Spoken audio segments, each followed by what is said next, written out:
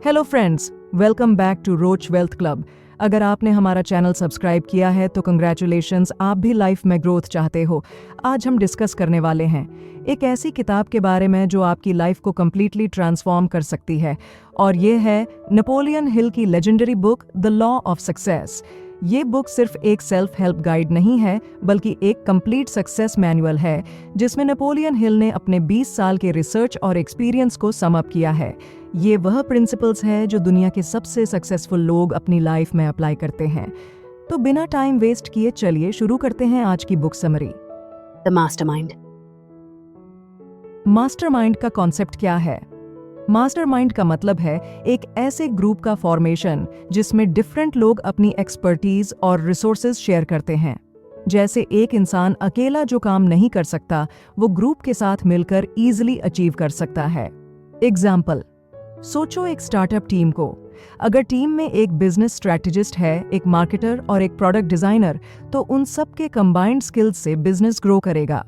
एक अकेला इंसान इन सब चीजों को एफिशिएंटली नहीं कर सकता। यही मास्टरमाइंड का पावर है।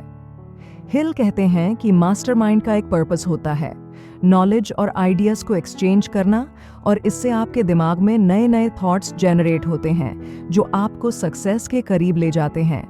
How to create a mastermind group. Mastermind group create करना इजी है।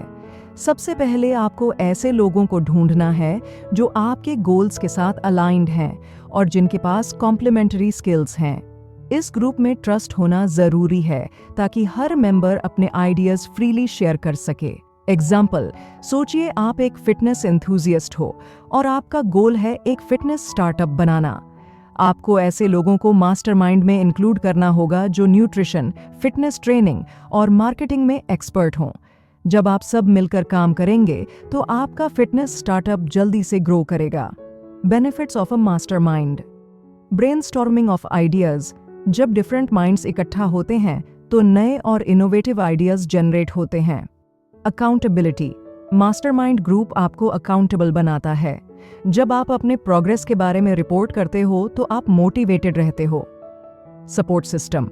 जब प्रॉब्लम्स आती हैं, मास्टरमाइंड ग्रुप के मेंबर्स आपको सपोर्ट करते हैं और सॉल्यूशंस ढूंढने में मदद करते हैं। मास्टरमाइंड से आपको कैसे फायदा हो सकता है? हिल कहते हैं कि मास्टरमाइंड का सबसे बड़ा फायदा ये होता है कि आप अपने गोल्स जल्दी अचीव करते हो, क्योंकि आप अकेले नहीं हो। आपको जो चैलेंजेस आते हैं उन्हें आपके मास्टरमाइंड ग्रुप के मेंबर्स सॉल्व करने में मदद करते हैं। इससे आप अपने प्रोग्रेस को एक्सेलरेट करते हो। एग्जाम्पल, वॉरेन बफेट और चार्ली मंगर का पार्टनरशिप एक आइडियल मास्टरमाइंड एग्जाम्पल है। बफेट फाइनेंस में एक्सपर्ट हैं और मंगर लीगल और एनालिटिकल थिंकिंग में। दोनों ने एक मास्टरमाइंड ग्रुप बनाया जिसमें दोनों ने अपने यूनिक पर्सपेक्टिव्स को कंबाइन किया और बर्कशायर हैथवे को एक सक्सेसफुल कंपनी बनाया। मास्टरमाइंड का ये प्रिंसिपल यूनिवर्सल है और आप चाहे बिजनेस, पर्सनल डेवलपमेंट या लाइफ के किसी भी एरिया में हो, यह आपकी ग्रोथ में मदद करेगा। डेफिनेट चीफ एम का कंसेप्ट। इस चैप्टर में हिल ये समझाते हैं कि जिंदगी में ऐसे ही भटकने के बजाय हमें एक क्लियर गोल सेट करना चाहिए। जब तक हमारे पास एक डेफिनेट गोल नहीं होगा, हम अपने एक्शंस को प्रॉपरली गाइड नहीं कर पाएंगे। अगर आप एक शिप को समुद्र में बिना डेस्टिनेशन के छोड़ दो तो वो कहीं भी नहीं जा पाएगी, लेकिन अगर उसके पास एक क्लियर मैप होगा तो वो अपने डेस्टिनेशन तक पहुंच जाएगी। यही कॉन्सेप्ट हमारी जिंदगी में भी अप्लाई होता है। अगर हमारे पास एक डेफिनेट चीफ एम है तो हम अपने कामों को उस डायरेक्शन में फोकस कर पाएंगे।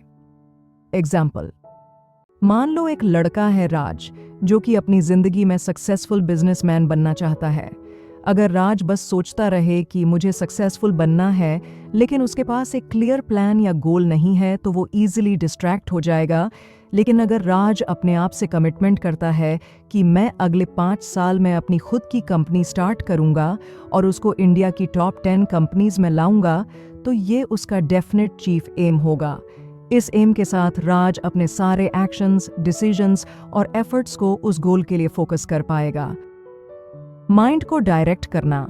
एक और इम्पॉर्टेंट पॉइंट हिल बताते हैं कि जब आप एक डेफिनेट गोल सेट करते हो तो आप अपने माइंड को एक डायरेक्शन देते हो। आपके सबकॉन्शियस माइंड में वो गोल सेट हो जाता है और आपके एक्शंस उस गोल को अचीव करने के लिए ऑटोमेटिकली अलाइन होने लगते हैं। लेकिन इसके लिए आपको अपने गोल पर कंप्लीट फोकस और कमिटमेंट चाहिए। रिया एक सॉफ्टवेयर डेवलपर है, लेकिन वो अपने करियर में ग्रो नहीं कर पा रही थी। उसके पास कोई क्लियर एम नहीं था। लेकिन जब उसने अपने लिए एक डेफिनेट चीफ एम सेट किया कि मुझे अगले 3 साल में एक आईटी कंपनी का सीटीओ बनना है, तो उसके माइंड ने ऑटोमेटिकली उसको उस डायरेक्शन में पुश करना शुरू कर दिया। अब रिया ने अपने स्किल्स को इम्प्रूव करने के लिए एडवांस्ड कोर्सेज किए, लीडरशिप स्किल्स सीखे और अपने करियर के हर डिसीजन को अपने डेफिनेट एम के हिसाब से लिया और धीरे धीरे वो अपने गोल के करीब आने लगी। प्लानिंग और एक्शन का इम्पोर्टेंस। नेपोलियन हिल कहते हैं कि एक बार जब आपका डेफिनेट एम सेट हो जाए तो उस गोल को अचीव करने के लिए प्रॉपर प्लानिंग और कंसिस्टेंट एक्शन लेना ज़रूरी है। सिर्फ गोल सेट कर लेना ही काफ़ी नहीं होता। अगर एक क्रिकेटर का गोल है कि वो इंटरनेशनल लेवल पर खेलेगा, लेकिन वो प्रैक्टिस नहीं करेगा, अपने गेम को इम्प्रूव करने के लिए कोच से एडवाइस नहीं लेगा, तो वो कभी अपने गोल तक नहीं पहुंच पाएगा। सिमिलरली, आपको अपने डेफिनेट चीफ एम के लिए एक एक्शन प्लान बनाना होगा और कंसिस्टेंटली उस पर काम करना होगा। The habit of saving. इस चैप्टर में नेपोलियन हिल बताते हैं कि सेविंग आपके सक्सेस का फाउंडेशन होती है। बहुत सारे लोग कमाते तो हैं, लेकिन वो सेविंग का हैबिट डेवलप नहीं करते, जिसकी वजह से वो फाइनेंशियल डिफिकल्टीज फेस करते हैं। हिल कहते हैं कि जब आप पैसे बचाना शुरू करते हैं तो आप एक ऐसी आदत डेवलप करते हैं जो आपको फाइनेंशियल सिक्योरिटी और मेंटल पीस देती है। फॉर एग्जाम्पल, अगर एक व्यक्ति हर महीने 10,000 रुपए कमाता है और उसमें से 2,000 रुपए सेव करता है, तो कुछ सालों बाद उसके पास एक सिग्निफिकेंट अमाउंट होगा जो फ्यूचर में इमरजेंसी या इन्वेस्टमेंट के काम आएगा। Rich versus poor mindset. इस चैप्टर में एक की इंसाइट ये है कि रिच और पुअर की सोच में फर्क होता है जब बात सेविंग की आती है। हिल कहते हैं कि सक्सेसफुल लोग हर वक्त अपने फ्यूचर को लेकर कॉशियस रहते हैं और अपनी आमदनी का एक हिस्सा जरूर सेव करते हैं। वहीं फाइनेंशियली वीक लोग अपनी पूरी इनकम को खर्च करने की आदत बना लेते हैं और वो इमरजेंसीज के वक्त स्ट्रगल करते हैं। Golden rule. हिल का एक गोल्डन रूल है कि आपको अपनी इनकम का 20% हमेशा सेव करना चाहिए। अगर आप ये डिसिप्लिन बना लेते हैं तो आप कभी फाइनेंशियल ट्रबल्स में नहीं आएंगे। अगर आप 50,000 रुपए महीने कमाते हैं तो उसमें से 10,000 रुपए अपने फ्यूचर के लिए सेव करें। आपको हर मंथ कंसिस्टेंट सेविंग्स करनी है, चाहे कितनी भी इनकम हो। Importance of initiative and leadership. Napoleon Hill कहते हैं कि लीडरशिप के बिना सक्सेस नहीं मिल सकती। इनिशिएटिव लेना एक लीडर की सबसे बड़ी क्वालिटी होती है जो उसे दूसरों से अलग बनाती है। अगर आपको लाइफ में आगे बढ़ना है तो आपको पहला कदम खुद उठाना पड़ेगा और यह तभी हो सकता है जब आप इनिशिएटिव लेने के लिए तैयार हों। अगर एक ऑफिस में कोई एम्प्लॉई है जो हमेशा अपने बॉस का इंतजार करता है ऑर्डर्स देने के लिए, तो वह कभी भी ग्रोथ नहीं करेगा। लेकिन जो एम्प्लॉई अपने बॉस के कहने से पहले ही नए आइडियाज लाता है, इम्प्रूवमेंट्स सजेस्ट करता है, वह एक दिन लीडर बन जाता है। Qualities of a successful leader. Definiteness of decision. एक लीडर को अपने डिसीजंस में क्लियर और कॉन्फिडेंट होना चाहिए। अगर लीडर कंफ्यूज्ड रहेगा तो उसके फॉलोअर्स भी डाउट में रहेंगे। इसलिए हमेशा अपने डिसीजंस को पूरी रिसर्च और कन्विक्शन के साथ लेना चाहिए। इमेजिनेशन। एक लीडर के पास इमेजिनेशन होनी चाहिए जिससे वह नए आइडियाज और सॉल्यूशंस ला सके। इमेजिनेशन के बिना लीडरशिप का प्रोग्रेस करना मुश्किल हो जाता है। करेज।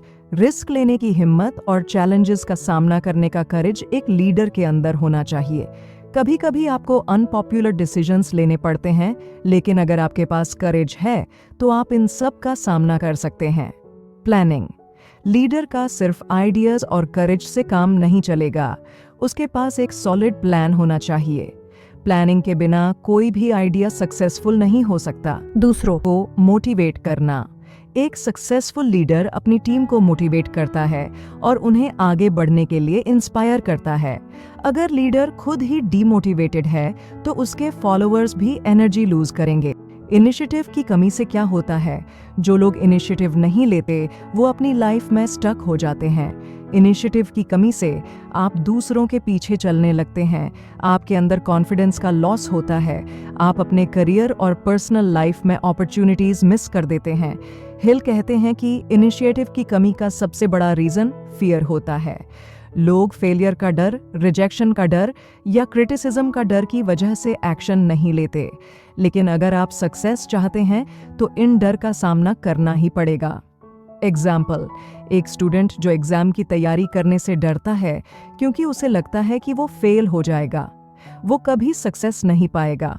लेकिन जो स्टूडेंट अपना बेस्ट एफर्ट डालता है और इनिशिएटिव लेता है, पढ़ाई में उसके चांसेस ज्यादा होते हैं सफल होने के। इमेजिनेशन का पावर। हिल कहते हैं कि इमेजिनेशन सबसे बड़ा टूल है जो हमें दिया गया है। ये वो सोच है जो हमारी क्रिएटिविटी को जगाता है और नए आइडियाज, इन्वेंशंस और अचीवमेंट्स को जन्म देता है। अगर आप सक्सेसफुल बनना चाहते हो तो आपको अपने इमेजिनेशन का यूज करना पड़ेगा। Types of imagination. Synthetic imagination, ये वो प्रोसेस है जिसमें आप पुराने आइडियाज और कॉन्सेप्ट्स को मिलाकर नए सॉल्यूशंस ढूंढते हो। आप इसमें नए आइडियाज क्रिएट नहीं कर रहे होते, बस जो चीजें पहले से अवेलेबल हैं उनको यूज करके नए तरीके से कंबाइन करते हो। एग्जाम्पल, स्टीव जॉब्स ने कंप्यूटर इंडस्ट्री को रेवोल्यूशनाइज किया by combining already existing technology और एक ऐसा यूजर फ्रेंडली प्रोडक्ट बनाया जो मार्केट में नहीं था, द आईफोन। ये सिंथेटिक इमेजिनेशन का यूज था। क्रिएटिव इमेजिनेशन, ये वो इमेजिनेशन है जो बिल्कुल नए और ओरिजिनल आइडियाज को जन्म देती है। ये डायरेक्टली आपके सबकॉन्शियस माइंड और इंट्यूइशन से आती है। जब आप किसी बिल्कुल नए कॉन्सेप्ट या इन्वेंशन के बारे में सोचते हो तो आप क्रिएटिव इमेजिनेशन का यूज कर रहे होते हो। एग्जाम्पल, थॉमस एडिसन का लाइट बल्ब एक एग्जाम्पल है क्रिएटिव इमेजिनेशन का। उन्होंने एक ऐसा प्रोडक्ट सोचा जो तब तक दुनिया में एग्जिस्ट नहीं करता था। तो दोस्तों, ये था हमारा आज का वीडियो। कैसा लगा आपको कमेंट करके जरूर बताएं, और अगर आपने अभी तक हमारे चैनल को सब्सक्राइब नहीं किया है तो अभी कर ले। मिलते हैं नेक्स्ट वीडियो में, तब तक के लिए बाय बाय दोस्तों।